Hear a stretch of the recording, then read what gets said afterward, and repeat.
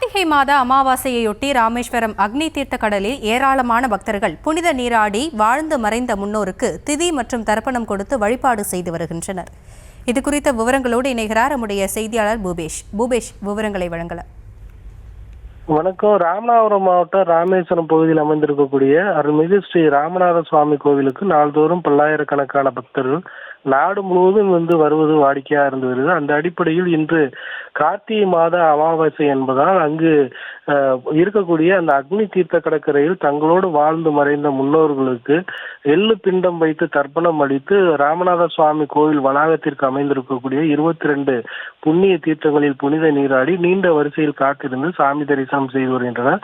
ஒவ்வொரு அமாவாசை தினத்தன்றும் தங்களோடு வாழ்ந்து மறைந்த அந்த முன்னோர்களுக்கு தர்ப்பணம் அளிப்பதை கடமையாக கொண்டிருக்கக்கூடிய இந்துக்கள் இன்றைய தினமும் நீண்ட வரிசையில் காத்திருந்து அந்த தரிசனம் செய்து வரக்கூடிய காட்சிகளை நம்மால் பார்க்க முடியுது.